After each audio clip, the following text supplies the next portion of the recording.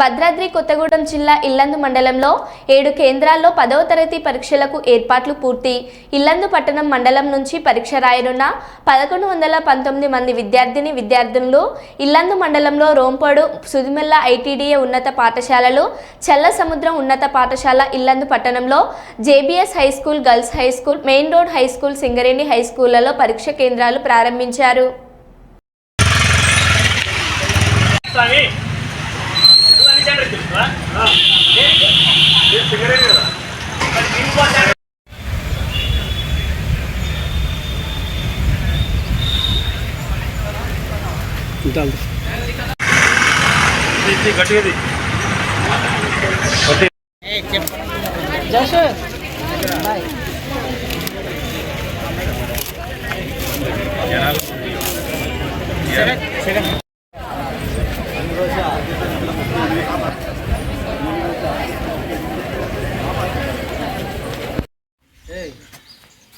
రిక్రూట్సా 16 సంవత్సరాలు ఉద్యోగం చేయబట్టి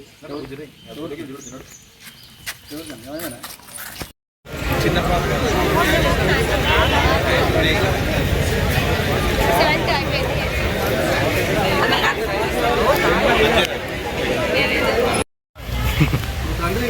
వాళ్ళు పోతారు, వెళ్తారు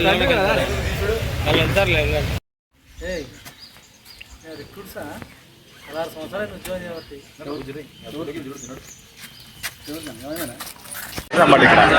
చీఫ్ ఎవరు ఏది కనుక్కున్నా చూసిన ఓకే చీఫ్ మనం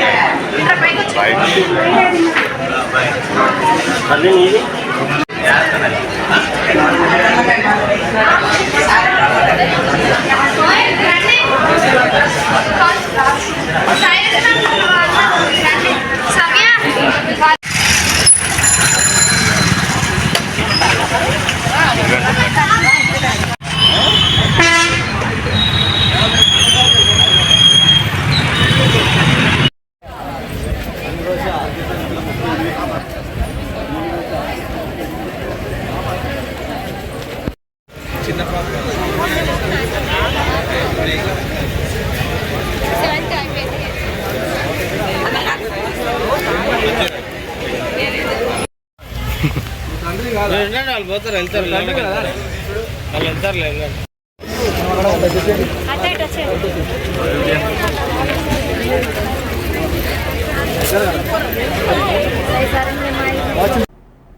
ఎండిన పంట పొలాలకు ఎకరానికి 25,000 రూపాయల నష్టపరిహారం చెల్లించాలని దేవరుపల మండల కేంద్రంలో బీఆర్ఎస్ పార్టీ ఆధ్వర్యంలో చేపట్టిన నిరసన దీక్ష కార్యక్రమానికి తెలంగాణ రాష్ట్ర మాజీ మంత్రి బీఆర్ఎస్ పార్టీ పాలకుర్తి నియోజకవర్గం ఇన్ఛార్జ్ ఎర్రబెల్లి దయాకర్ రావు విచ్చేసి మాట్లాడారు. రైతుల ఓట్లతో గద్దెకెక్కిన రేవంత్ రెడ్డి కాంగ్రెస్ ప్రభుత్వం రైతులను మోసం చేస్తుందన్నారు. ఎండిపోయిన పంట పొలాలకు ఎకరానికి 25,000 నష్టపరిహారం ఇచ్చేంత వరకు వదిలిపెట్టేది లేదన్నారు.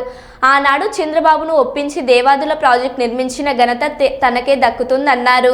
దేవరుపల మండలంలో చెక్ డ్యాంలు నిర్మించి మండలాన్ని సస్యశ్యామలం చేసిన ఘనత కేసీఆర్కే దక్కుతుందన్నారు. 3 రోజుల్లో నీళ్లు ఇవ్వకపోతే పాలకుర్తిలో పెద్ద ఎత్తున ధర్నా చేపడతామని హెచ్చరించారు. ఈ కార్యక్రమంలో జిల్లా నాయకులు పల్ల సుందర్రాం రెడ్డి, బబ్బూరి శ్రీకాంత్ గౌడ్, పస్నూరి నవీన్ కుమార్, తీగల దయాకర్ గౌడ్ తదితరులు పాల్గొన్నారు.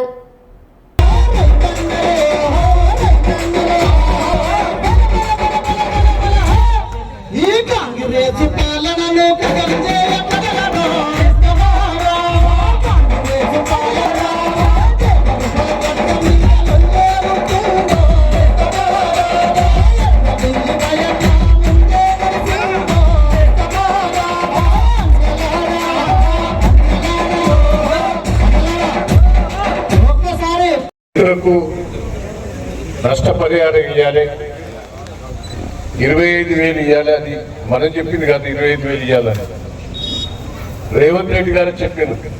మనం వేలు ఇస్తే 25,000 ఇవ్వాలని ఆయన చెప్పాడు. అది ప్రభుత్వ చాతగాంతనంతో రైతులు నష్టపోయారు కాబట్టి ప్రభుత్వం చేపట్టి ఎండిపోయింది కాబట్టి 25,000 ఇచ్చినా నష్టమే. కానీ ఆ పెట్టుబడి వస్తుంది అనేది ఆశతోటి 25,000 అడుగుతున్నాం. నేను రేవంత్ రెడ్డి గారు, దయచేసి నువ్వు అర్థం చేసుకో, నీ మూర్ఖత్వం తెలుసు. నువ్వు ఎంత వరస్ట్ ఫెలో కూడా నాకు తెలుసు. కరుడు కట్టిన అవినీతి పరుడు.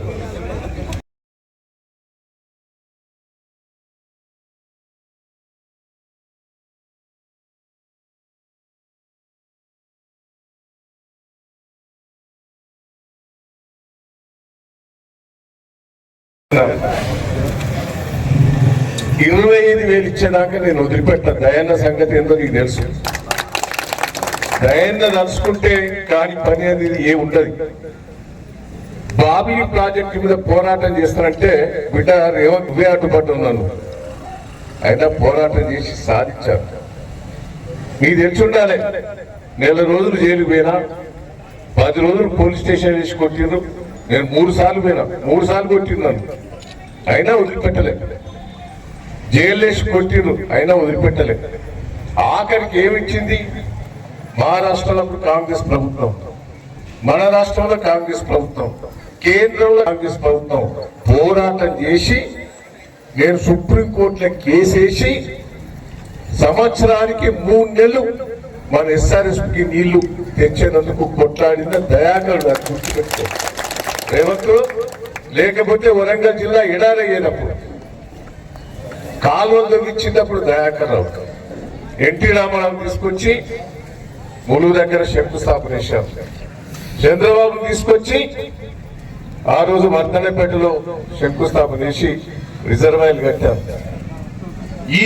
ఈ దేవాలయం కూడా అది ఆ రోజు సుధాకర్ రావు గారు నేను ప్రణాళిక తయారు చేసి ఆ రోజు చంద్రబాబు గారిని ఒప్పించి దేవాలయం శంకుస్థాపన చేసింది కూడా దయాకర్ రావు, సుధాకర్ రావు అనేది గుర్తుపెట్టుకోవాలి.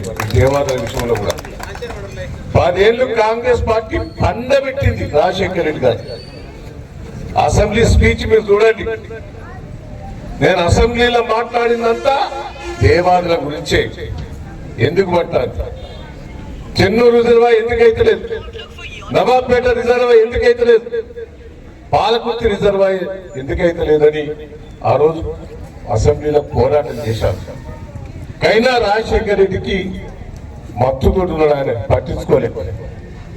అదే కేసీఆర్ గారు వచ్చిన తర్వాత ఆయన పాపం మనసున్న మహారాజు, రైతుల ప్రేమతో ఉన్న మనిషి ఎంబడే పైసలు మంజూరు చేసి దేవాదుల ద్వారా నీళ్ళు ఇప్పించాడు. ఆ ఘనత ఎవరితో కాదు, మన కేసీఆర్ గారు ఈ సందర్భంగా గుర్తువేస్తుంది. విజన్లో చేరితే విజయం వర్తిస్తుంది. నూతన బ్రాంచ్ ప్రారంభం కాబోతుంది. ప్రతి ఒక్కరూ ఉన్నంత కాలం తమ జీవితంలో ఆస్తులను సంపాదిస్తే ఉంటాయో లేదో తెలియదు కానీ నేర్చుకున్న అక్షరం శాశ్వతంగా ఉంటుందని రోజా మహిళా ఐక్య సంఘం అధ్యక్షురాలు మిసాల సుమలత తెలిపారు. ఈరోజు కర్నూలు నగరంలోని 48వ వార్డు రోజా వీధిలో విజన్ కళాశాల సిబ్బందితో రోజా మహిళా ఐక్య సంఘం అధ్యక్షురాలు మిసాల సుమలతతో కలిసి రోజా వీధి, ప్రకాష్ నగర్, దౌలత్ నగర్లలో ఇంటింటికి వెళ్లి విజన్ కళాశాలలో చేరాలని కరపత్రాలను అందించారు. మిసాల సుమలత మాట్లాడుతూ విజన్ కళాశాలలో అనుభవజ్ఞులైన ఉపాధ్యాయుల చేత విద్యాబోధన అందిస్తున్నారని, 10వ తరగతి పాస్ అయిన పిల్లలందరూ విజన్ కళాశాలలో చేర్చి విజయం సొంతం చేసుకోవాలని మిసాల సుమలత కోరారు.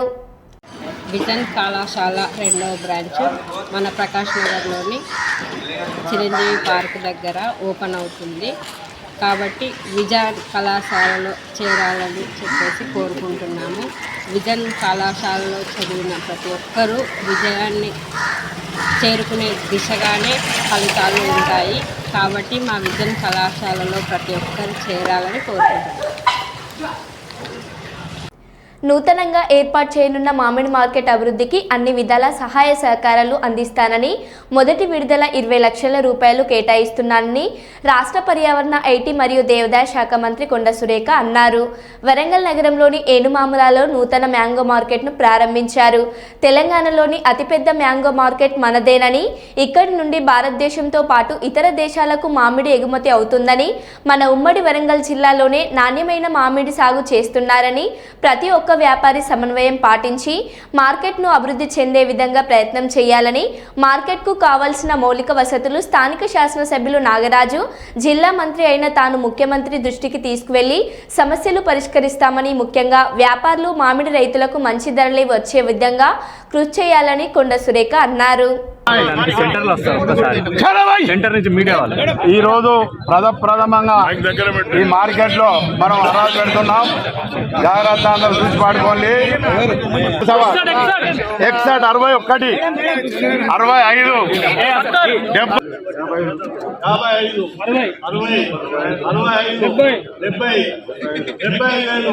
రూపాయలు, 1,01, 1,02,000, 1,08, 1,09,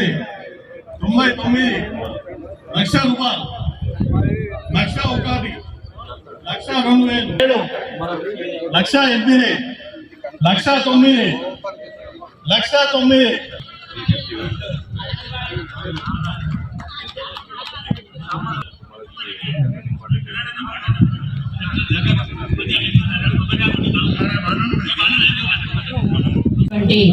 మరి వ్యాపారస్తులు, వినియోగదారులు, పర్చేజర్స్, అదేవిధంగా ఇంకా మిల్లర్స్ అసోసియేషన్ వాళ్ళు కూడా వచ్చారు. ఆ పత్రికా సోదరులు, అదేవిధంగా ఈరోజు ఈ మార్కెట్ యార్డ్ ఓపెనింగ్ చేసుకోవడం చాలా సంతోషంగా ఉంది. ఎందుకంటే నేను గతంలో ఎమ్మెల్యేగా ఉన్నప్పుడు మరి ప్రతిరోజు కూడా వాళ్ళు పాపం అడుగుతూ ఉండేది.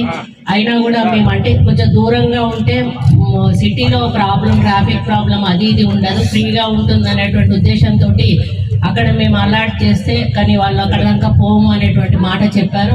ఏది ఏమైనా కూడా ఈరోజు ఈ ముసలమ్మ కుంటలో ఇంత మంచి స్థలం దొరకడం నిజంగా మీ అదృష్టంగా భావిస్తూ ఉన్నాను. మరి తెలంగాణ ప్రభుత్వం కూడా మన వ్యవసాయ శాఖ మంత్రులు కూడా దీనికి తుమ్మల నాగేశ్వరరావు గారు సహకరించడం, అదేవిధంగా స్థానిక ఎమ్మెల్యే గారు కూడా చొరవ తీసుకోవడం, మరి రవీందర్ అన్న కూడా మరి మీ మీద మరి ఏదైతే సమస్యలు ఉన్నాయో వాటి మీద కూడా వారు స్పందిస్తూ వచ్చినప్పుడల్లా మీ సమస్యలను ప్రభుత్వం దృష్టికి తీసుకొస్తూ అందరి సమస్యలను కూడా పరిష్కరించే దిశగా ఒక పెద్ద మనిషిగా ఆయన కూడా ఇన్వాల్వ్ అవ్వడం, ఇవన్నీ కలిసి ఈరోజు ఈ మార్కెట్ మీ చేతికి రావడం జరిగింది. మరి ఓన్లీ ఈరోజు మీకు ఒక స్ట్రక్చర్ మాత్రం ఉందంటే జస్ట్ ల్యాండ్ గోడ అట్లా ఉండి ఈ లోపల అమ్ముకునే అవకాశం ఉంది. కానీ దీంట్లో ఇంకా చాలా డెవలప్మెంట్స్ జరగాల్సిన అవసరం ఉంది.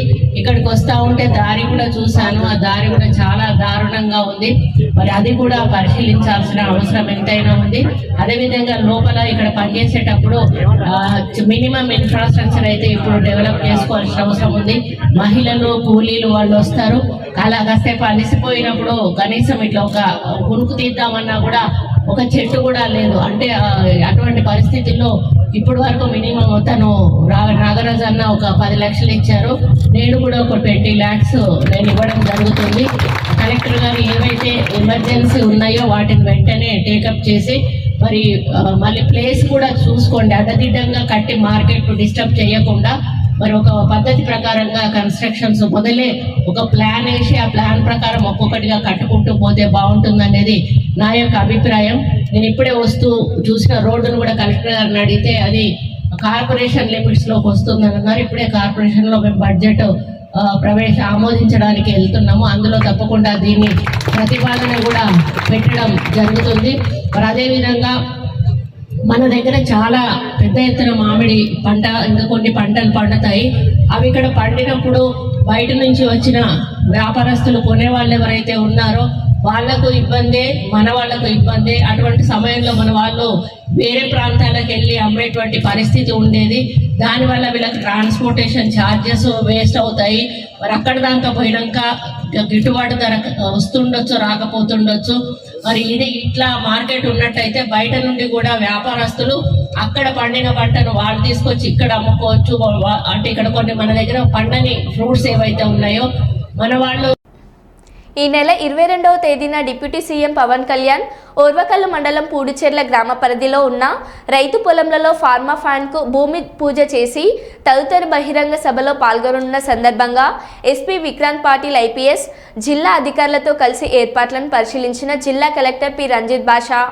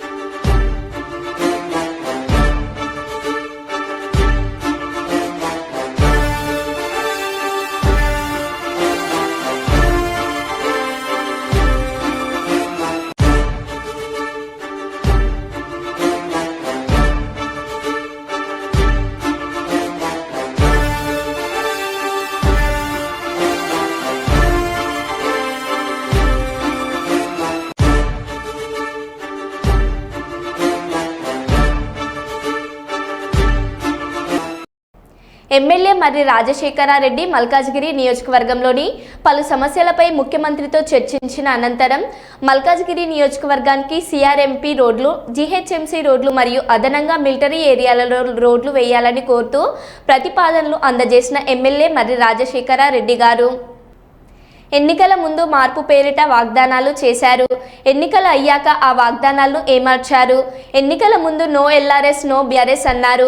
ఇప్పుడు ఏమో ఎల్ఆర్ఎస్ ముక్కు పిండి వసూలు చేస్తున్నారు. ఆ రోజు ఫార్మాసిటీకి మేము భూములు సేకరిస్తుంటే ఆ రోజు అక్కడ బట్టి విక్రమార్క సీతక్క గారు పాదయాత్ర చేసి భూములు ఎలా తీసుకుంటారు అంటున్నారు. ఇప్పుడు ఏమో ఇంకా 14,000 ఎకరాలు లాక్కుంటాం అంటున్నారు. ఆ రోజు మేము ప్రభుత్వ భూములు అమ్మితే ప్రభుత్వ భూముల ఎలా అమ్ముతారు అన్నారు.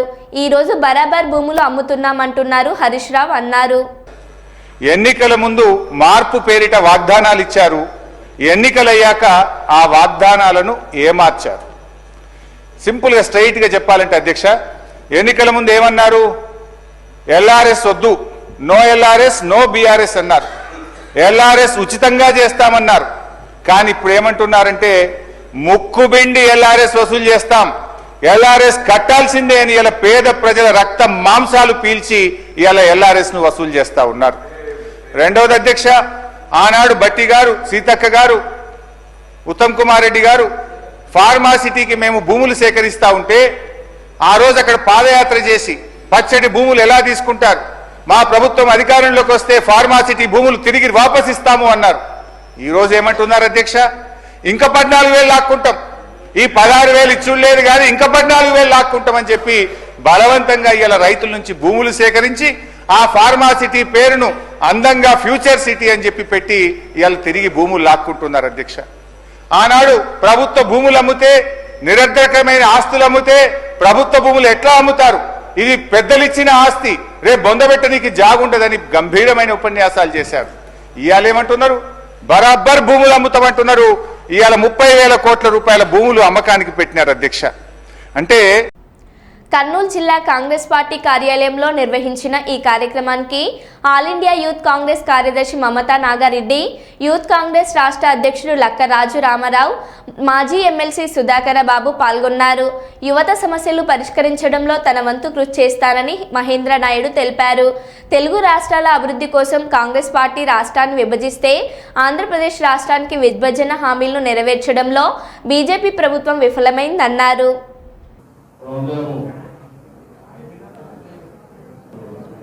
ఈ సందర్భంగా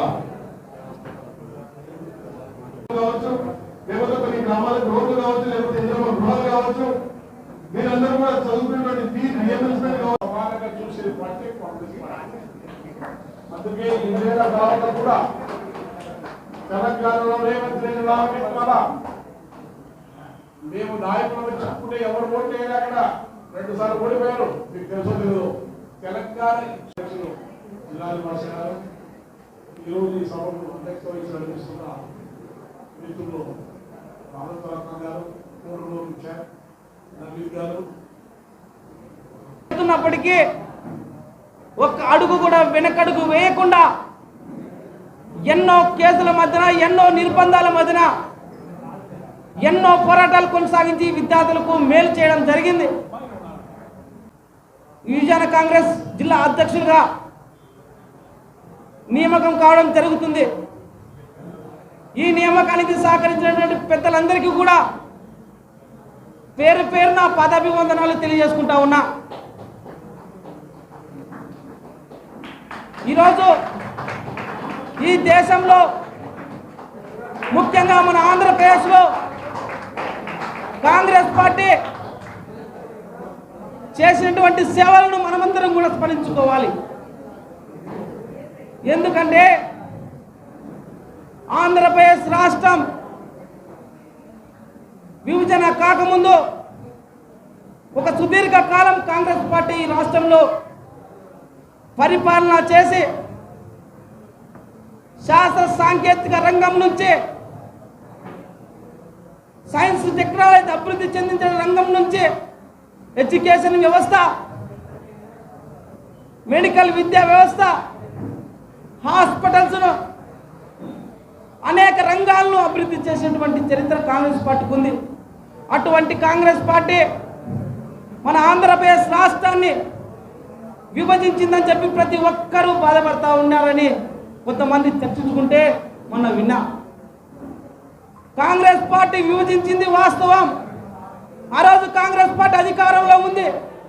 మన 2 రాష్ట్రాల అభివృద్ధి దృష్ట్యా విభజించడం జరిగింది. విభజించినటువంటి సమయంలో ఆంధ్రప్రదేశ్కి ప్రత్యేక హోదా ఇస్తామన్నారు. అదేవిధంగా పరిశ్రమలు అభివృద్ధి కోసం అధిక నిధులు కేటాయిస్తామన్నారు. అనేక మంది నిరుద్యోగులకు యువతకు ఉపాధి కల్పిస్తామన్నారు. మరి దురదృష్టవశాత్తు కాంగ్రెస్ పార్టీ ఈ దేశంలో అధికారం కోల్పోయింది. మరి కాంగ్రెస్ పార్టీ అధికారం కోల్పోతే అధికారంలోకి వచ్చినటువంటి బీజేపీ ప్రభుత్వం విభజన పార్లమెంటు సాక్షిగా విభజన చేసి హామీలు అమలు చేస్తామని చెప్పి ఆ రోజు బీజేపీ ప్రభుత్వం కూడా ఒత్తాస పలికింది. అధికారంలోకి వచ్చినటువంటి బీజేపీ ప్రభుత్వానికి విభజన హామీలను అమలు చేసేటువంటి బాధ్యత ఉందా లేదా అని నేను ఈరోజు బీజేపీ ప్రభుత్వాన్ని అడుగుతా ఉన్నా. బెట్టింగ్ యాప్ కేసు స్పందించిన ప్రకాష్ రాజ్, అందరినీ ప్రశ్నించే నేను సమాధానం చెప్పాలి. 9 ఏళ్ల కిందట జరిగిన ఘటన, ఆ తర్వాత తప్పని తెలుసుకున్నా, ఆ తర్వాత మళ్ళీ అలాంటి ప్రకటనలు ఒప్పుకోలేదన్నారు ప్రకాష్ రాజు. హాయ్, నమస్కారం. ఒక విలేజ్ లో షూటింగ్ లో ఉన్నాను. అదే ఈ getup. It's very interesting film. ఇక్కడ ఉన్నప్పుడు ఇప్పుడే నాకు ఈ ఆన్లైన్ లో మళ్ళీ మీడియాలో ఒక ఆన్లైన్ గేమింగ్ యాప్, దాని గురించి నేను చేసిన ఒక యాడ్ గురించి డిస్కషన్ జరుగుతోంది. అందరినీ ప్రశ్నించి నేను సమాధానం చెప్పాలి కదా, ఎందుకంటే చాలా మంది క్వశ్చన్ చేస్తున్నారు మీరు ఎలా చేస్తారని. అది ఒక 2016, ఒక 9 years బ్యాక్ ఇలాంటి ఒక యాడ్ నా దగ్గరకు వచ్చింది. నేను చేశాను, నిజం. ఆ తర్వాత కొన్ని నెలల్లోనే అది తప్పని నాకు అర్థమైంది. వాళ్ళు మళ్ళీ 2017 లో దాన్ని ఎక్స్టెండ్ చేస్తానంటే, లేదండి ఇది తప్పు, తెలియక చేసేసాను, బట్ చేసేసాను కాబట్టి అగ్రిమెంట్, మీరు దాన్ని రిలే చేస్తే ఇలాగే, బట్ 2017 నుంచి మీరు వాడకూడదు, నేను రాను అని చెప్పేసి. దాని తర్వాత అలాంటి ఏ గేమింగ్ యాప్స్ నేను చేయలేదు. 2021 లో కూడా ఆ కంపెనీ ఇంకో కంపెనీకి అమ్మేసి వాళ్ళు దాన్ని ఏదో సోషల్ మీడియా ప్లాట్ఫామ్ లో యూజ్ చేస్తే నేను వాళ్ళకి నోటీసులు, వాళ్ళకి ఈమెయిల్, మళ్ళీ వాట్సాప్ లో పంపించి, లేదండి ఇందులో నేను లేను, ఇది చేయకూడదు, కాంట్రాక్ట్ అయిపోయింది, ఇది తప్పు అని కూడా చెప్పాను. వాళ్ళు ఆపేశారు. ఇప్పుడు అది మళ్ళీ రీట్ అయింది. దానివల్ల ఈ సమాధానం పోలీస్ డిపార్ట్మెంట్ నుంచి నాకు ఇంకా ఏది రాలేదు. వస్తే వాళ్ళకి నేను సమాధానం చెప్తాను, బట్ మీకు సమాధానం చెప్పాల్సింది. మరో బులెటిన్లో మళ్ళీ కలుద్దాం. Stay tune.